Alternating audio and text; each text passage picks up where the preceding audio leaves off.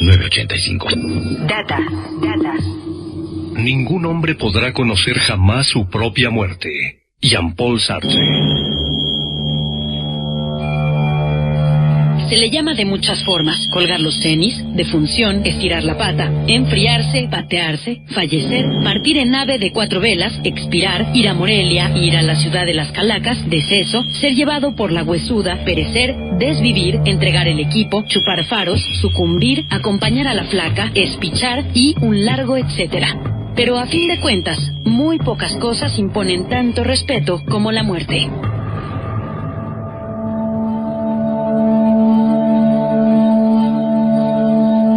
Según el diccionario, la muerte se define simple y sencillamente como el cese completo y definitivo de la vida. Pero la verdad es que esta definición se queda corta, pues a fin de cuentas, la muerte es y seguirá siendo objeto de fascinación e inquietud. En el fondo, resulta que nadie sabe exactamente qué podría ser realmente la muerte. Si una luz al final de un túnel, un sombrío ángel oscuro o una amable calaca armada con una guadaña. Hay que admitirlo, si no existiera la muerte, la vida misma carecería de sentido. No es secreto que muchas religiones se fundamentan principalmente en la muerte y las recompensas o castigos que pudieran darse después de la misma. Hay quienes toda su vida le temen, mientras que hay otros que literalmente solo viven para hacer épico el momento de su muerte. Y curiosamente, al final es una de las pocas cosas más justas y democráticas, pues invariablemente le llega a todos y cada uno en su momento por igual, sin distinciones especiales. Vamos, a la muerte no le interesa tu puesto, tu posición social, no le interesa tu Hermenegildo Seña, no le importa que seas chavo banda, ni que seas artista conceptual o jefe militar. Una persona morirá más rápido por una falta total de sueño que por una falta total de alimento. La muerte llega en unos 10 días aproximadamente para aquellos que no duermen, y para aquellos que no comen llega en unas cuantas semanas. Pero, ¿qué es realmente la muerte? La verdad es que nadie ha vivido para contarlo. Sin embargo, siempre es posible hacer el intento por averiguarlo. Relájense, dejen atrás el miedo, abran su percepción y déjense llevar, que la ronda de hoy está dedicada precisamente a la muerte. ¿Qué sucede cuando uno muere? Lo primero y más notorio que sucede tras la muerte es que el cuerpo se enfría y palidece, debido al cese de la circulación sanguínea. Este proceso se presenta a los 30 o 45 minutos de haberse producido la muerte, aunque, obviamente, puede variar según las condiciones ambientales. Se inicia también un proceso de rápida deshidratación. Este se refleja en la piel, la cual se torna dura al tacto, y en los globos oculares, que se contraen un poco y pierden su brillo. La sangre se empieza a coagular y a apelmazar en las zonas inferiores del cuerpo. El suero sanguíneo, libre de glóbulos, tiende a filtrarse por los poros, dando lugar a una particular exudación característica del llamado estado post-mortem. 4 o 5 horas después, los músculos comienzan a ponerse rígidos, dando lugar al llamado rigor mortis. La rigidez es apreciable primero en la zona de la nuca y la mandíbula inferior, y se extiende por el cuerpo hasta concluir con la extensión de las piernas. De ahí el término estirar la pata. El proceso del rigor mortis ocasionalmente produce movimientos espontáneos. No faltan en las funerarias anécdotas de cadáveres que han parpadeado, sonreído, movido los brazos, tenido erecciones e incluso se han sentado en sus ataúdes durante sus velorios, provocando más de una sorpresa entre los asistentes. La rigidez permanece hasta 70 horas más tarde, cuando ya la putrefacción es un hecho generalizado y todos los tejidos se han reblandecido. Al cabo de 20 horas, el primer órgano que empieza a sufrir los efectos de la putrefacción es el estómago, cuando se empieza a consumir en sus propios jugos gástricos. Los fluidos del aparato digestivo empiezan a derramarse por toda la cavidad abdominal, destruyendo todos los tejidos blandos y fomentando el desarrollo de bacterias. Se inician entonces complejos procesos bioquímicos de fermentación que generan gases pútridos, especialmente pentano, amoníaco, metano y ácido sulfídrico. La acumulación de estos gases también puede provocar algunos movimientos involuntarios del cadáver. Hay casos en que la acumulación de gases fermentados es tal que terminan haciendo estallar las reblandecidas paredes abdominales en un tremendo estallido. Estos gases generan el característico olor que atrae a los organismos necrófagos casi de inmediato. A las 40 horas, la putrefacción empieza a afectar al cerebro, los pulmones, los riñones y el corazón. El órgano humano que resiste más tiempo es el útero, que no resiente los efectos de la putrefacción sino hasta pasadas las 50 horas. Para las 48 horas, la bacteria Bacillus putrificus ya ha establecido una vasta colonia y según las condiciones también empiezan a aparecer las larvas o gusanos. Para este momento, la frialdad desaparece y la temperatura del cuerpo llega a 40 grados. Debido al mismo proceso de fermentación, los tejidos se van convirtiendo en masas viscosas ya demasiado pestilentes, de color amarillo verdoso. La piel entonces empieza a adquirir un tono negruzco y los cabellos se vuelven fáciles de desprender. Se inicia entonces el proceso final de descomposición, llamado putrefacción colicoactiva, caracterizada por la conversión en líquido de todos los tejidos blandos y semisólidos. En poco tiempo, las articulaciones y cartílagos se derraman como agua, los globos oculares se disuelven y la grasa subcutánea se convierte en jabón, debido a la acción de saponificación por parte del gas amoníaco generado en la descomposición. Es entonces cuando el esqueleto se empieza a hacer visible y al final es lo único que quedará una vez que larvas y bacterias hayan acabado con lo último de materia orgánica blanda. Según las condiciones climatológicas y de la química del suelo, puede suceder que el tejido óseo se fosilice o termine secándose hasta convertirse literalmente en polvo y recuerdo.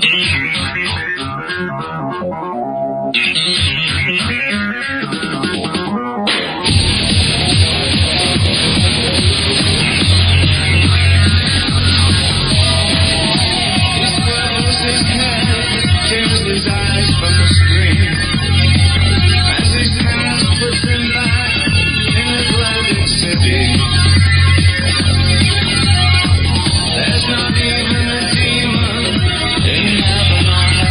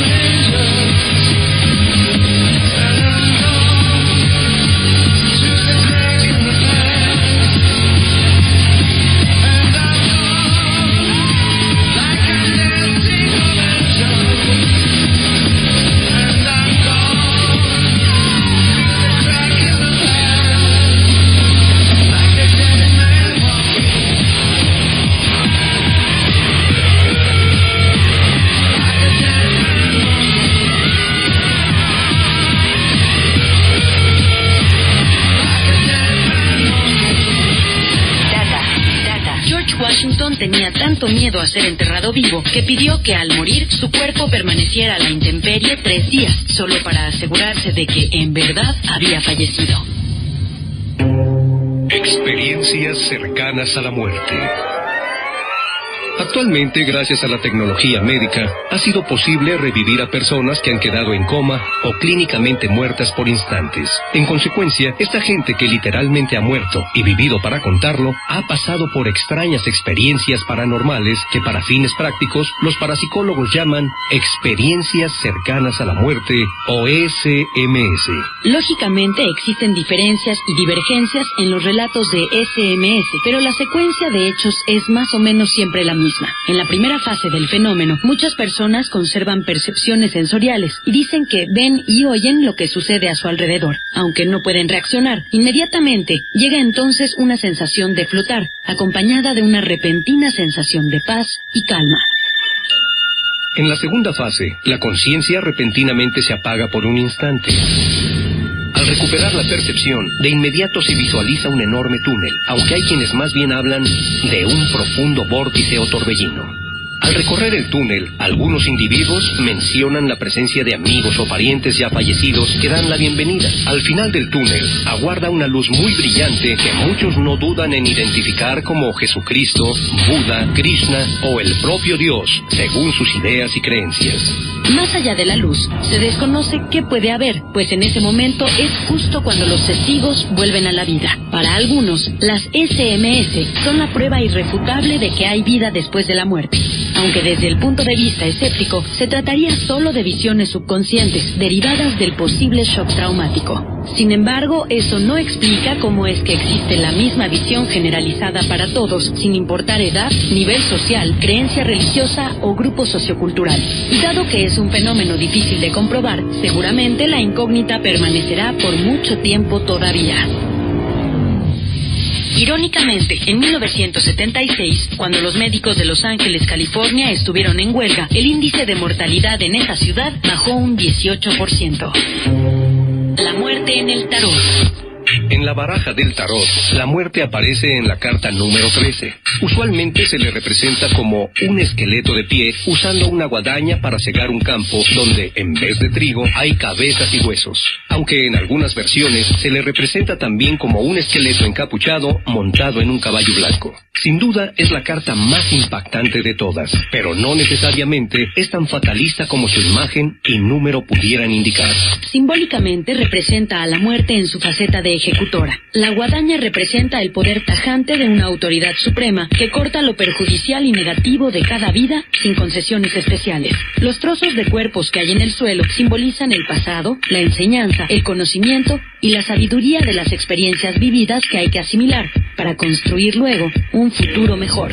La carta de la muerte representa enfermedad, crisis, finalidad, destrucción, pérdida o muerte, pero en un sentido esotérico. O sea, en realidad representa la destrucción necesaria antes de reconstruir. Es por esta razón que también se le da una lectura de sorpresa, un cambio repentino e inesperado o una buena noticia camuflada. Así pues, la muerte se interpreta realmente como el final de un ciclo y principio de otro, la transformación continua y el cambio eterno. Cabe mencionar que la muerte aparece también en otro tipo de baraja. Es la del juego tradicional de lotería mexicana. Si bien en este juego carece de toda intención simbólica o mágica, curiosamente su imagen en esta carta es prácticamente igual a la del tarot, salvo que por el detalle de que aquí se ha omitido el campo de cabezas y huesos y solo aparece la calaca sosteniendo su institucional guadaña. En la baraja inglesa, la muerte es representada por el as de espadas. De acuerdo a la autopsia practicada a Elvis Presley al momento de su muerte, su cuerpo contenía 10 drogas diferentes. La Santa Muerte.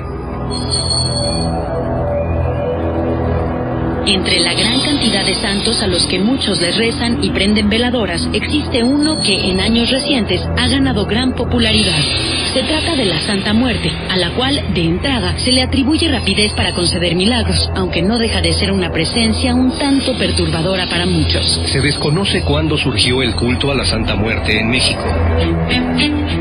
Según una leyenda, un típico hechicero y yerbero de Veracruz tuvo una serie de visiones en sueños que culminaron con la aparición de una imagen de la muerte en el techo de su casa.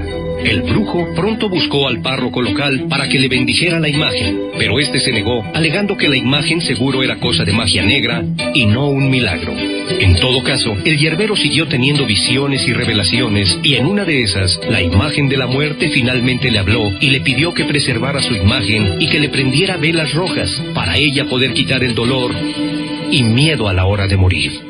Sea cierto el cuento o no, el caso es que por lo menos desde inicios del siglo XX existe el culto a la Santa Muerte, que sobra decir no está reconocida ni canonizada oficialmente por ningún sector católico, aunque parte de la misma fe. La Santa Muerte es representada por la siempre recurrente imagen del esqueleto encapuchado que sostiene una guadaña, aunque en algunos casos también trae una vela, un rosario, un libro, un globo terráqueo o cualquier otro objeto simbólico. Se le muestra siempre de pie, en actitud benevolente o serena.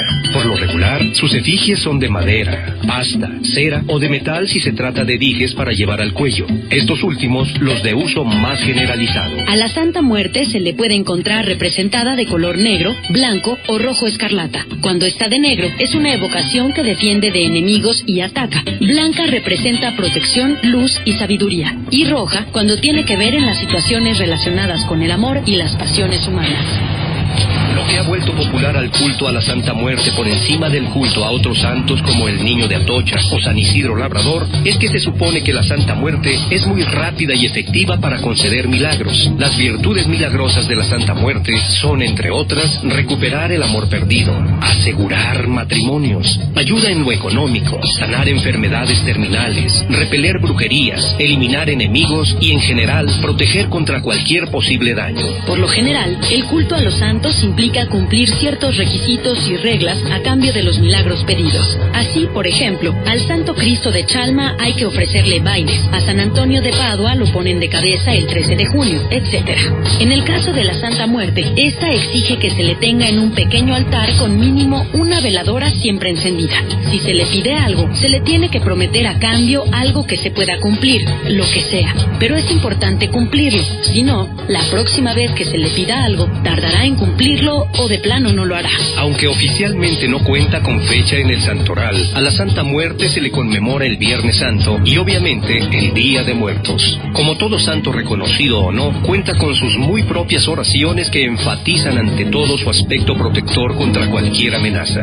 De especial atención resulta que la gran mayoría de sus adeptos son individuos de vida nocturna o que ejercen profesiones de alto riesgo. En todo caso, su culto no es exclusivo de México, pues también se le reverencia en Brasil, Argentina, Paraguay y Bolivia principalmente.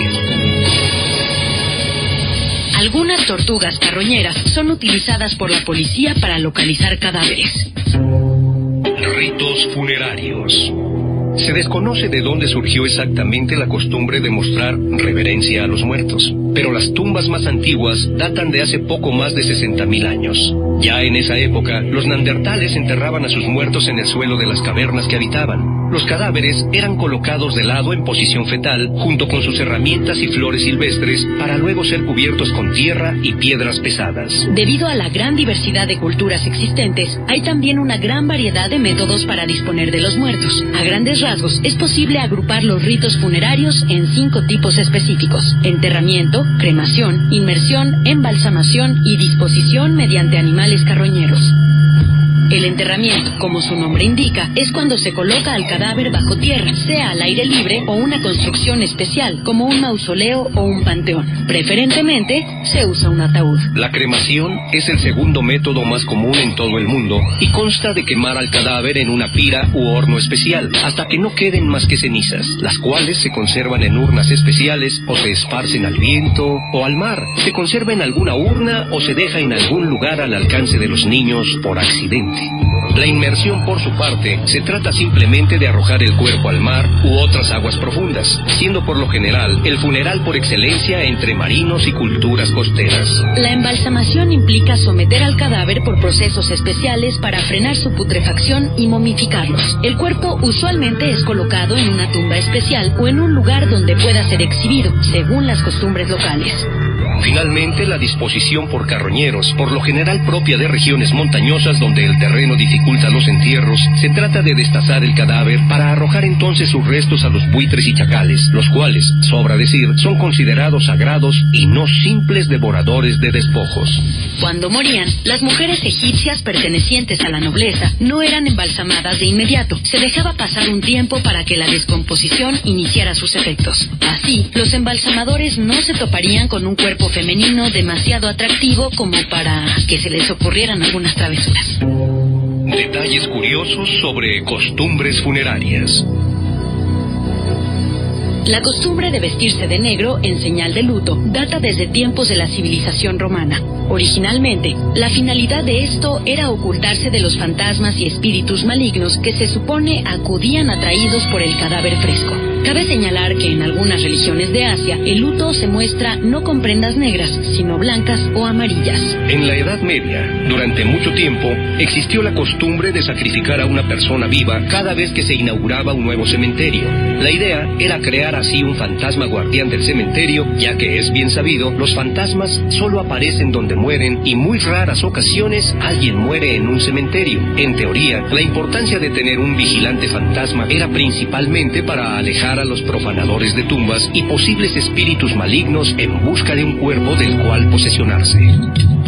Hasta fines del siglo XIX, la parte norte de los cementerios apenas se empleaba para enterrar a la gente. Usualmente era la parte más sombría y descuidada, pues era el área reservada para enterrar a los suicidas. Ocasionalmente, los suicidas, igual que los criminales, también eran enterrados en los cruces de caminos, esperando así que si regresaban como fantasmas, se confundirían sobre cuál camino tomar y permanecerían en el mismo lugar hasta finalmente desaparecer. El vocablo funerario proviene del latín funus, que quiere decir antorcha. En la antigua Roma se creía que la luz de las antorchas ahuyentaba a los malos espíritus y que el humo del fuego guiaba más fácilmente al alma del difunto hacia el cielo. Con el paso de los siglos, las antorchas fueron sustituidas por velas, pero el nombre permaneció. Y por cierto, la costumbre del paso lento en cortejos fúnebres se debe precisamente a que en tiempos antiguos se debía caminar despacio para evitar que se apagaran las velas que usaban. Festividades dedicadas a la muerte. No hay cultura en el mundo que no rinda respeto a la muerte. Hasta la fecha, la costumbre ha permanecido, aunque claro, ya un poco diluida, tanto por el paso del tiempo como por la pura excusa de chacotear y la comercialización del asunto. En la actualidad, a la muerte se le conmemora aún con las festividades del Día de Muertos y el Halloween. La tradición del Halloween es de origen celta y se remonta hasta el siglo V a.C. En los últimos días de octubre y los primeros días de noviembre se festejaba el festival de Samhain o Halloween, en el cual se conmemoraba el último día de la cosecha, la muerte simbólica de la temporada soleada primavera-verano, y se anunciaba la llegada de la temporada del frío y la oscuridad invernal. Samhain era el dios celta de la muerte y príncipe de la oscuridad, y se creía que durante su festejo venía para tomar prisionero al sol y convocar a los espíritus de los muertos, los cuales regresaban al mundo de los vivos en busca de cuerpos que poseer. Para ahuyentar a estos espíritus, los celtas encendían hogueras y se disfrazaban con pieles y huesos de animales para no ser reconocidos por los fantasmas de sus ancestros. De ahí la actual costumbre de disfrazarse en Halloween. Cuando los romanos invadieron Gran Bretaña, dio la casualidad de que el festejo a Pomona, la diosa romana de las cosechas, coincidía con la festividad celta y ambas terminaron por fusionarse en un solo festejo pagano que se extendió por todo el Imperio Romano. Tiempo más tarde, allá por el año 600, el Papa Bonifacio IV dedicó un día en honor a todos los santos. Aunque en un principio esa festividad se celebraba en mayo, para el año 741 el Papa Gregorio III cambió la fecha al 1 de noviembre, con el objetivo de hacerla coincidir con el festejo pagano a los muertos y facilitarse la cristianización de toda Europa. El 31 de octubre se convirtió en la víspera del Día de Todos los Santos o All Hallows Eve, y de ahí el nombre derivó a Halloween. En tiempos de los aztecas también existía una festividad dedicada a la muerte, celebrada a fines de verano e inicios de otoño. Este festejo se llevaba a cabo en el 9º mes del calendario azteca, o sea, más o menos en lo que hoy son los meses de agosto y septiembre. Este festejo, que duraba todo el mes, estaba dedicado principalmente a la diosa Mictancíhuatl, diosa que murió al dar a luz y esposa de Mictlantecutli, dios de la muerte y señor del Mictlán, el lugar subterráneo a donde iban los que morían de muerte natural. Durante estas fechas se suponía que las almas de los muertos venían de visita al mundo de los vivos y por tanto se les recibía con ofrendas de comida y flores. A la llegada de los españoles y con el proceso de catolización obligatoria, el festejo se recorrió hasta hacerlo coincidir con el Día de Todos los Santos, igual a como sucedió con el Samain Senta. Formalmente, el Día de Muertos dura no 1, sino 2 días. El 1 de noviembre es el día consagrado a honrar a los niños muertos y el día 2 es el dedicado a honrar a los muertos adultos. Cabe señalar que según una tradición gótica alemana, ya más bien tardía, la noche del 30 de octubre viene siendo la llamada Noche del Diablo. Supuestamente, esta es la única noche del año cuando el diablo puede hacer lo que desee, incluso abrir temporalmente las puertas del infierno para que las almas de los condenados, vampiros, brujas y similares hagan de las suyas en el mundo de los vivos. De ahí la tradición del trato o travesura, trick or treat, adoptada posteriormente por el Halloween. De esta manera, el calendario completo de eventos viene siendo sucesivamente Noche del Diablo, Halloween, Todos los Santos y Día de Muertos. Aunque originalmente se trata de festividades distintas, al final la aculturación mutua no se ha evitado, resultando así las tradiciones modernas. En todo caso, la esencia ha permanecido, pues el tema de muerte y oscuridad, bien que mal, permanece. En la tribu de los Buganda, en Uganda, las viudas del rey fallecido tenían el honor de beber la cerveza en la que las entrañas de este habían sido lavadas.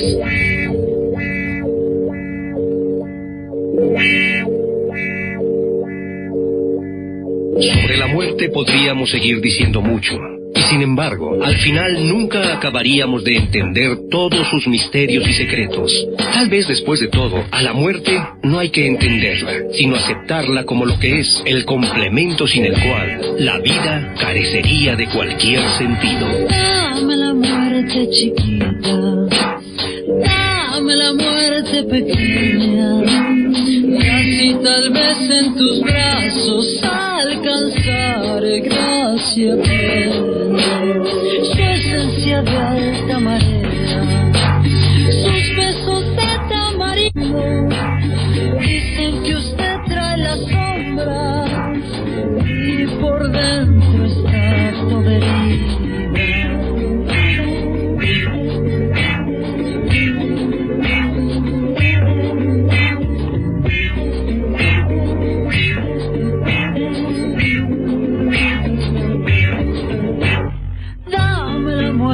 Chiquita, antes del último sueño, una cosa a Dios yo pido, un segundo ser su dueño. La venganza es cosa dulce y este machete que tengo es por si alguien le hizo daño, que yo por usted me muero. Es por si alguien le hizo daño, que yo por usted.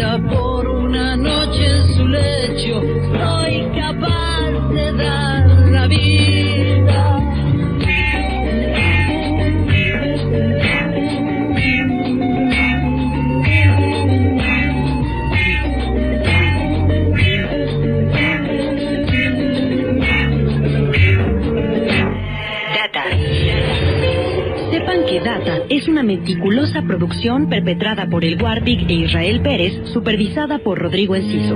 La información y redacción fue cometida por Uriel A. Durán, y quienes tuvieron a bien darle vida con sus voces fueron Ilana Sot y Raúl Herrera de la Fuente.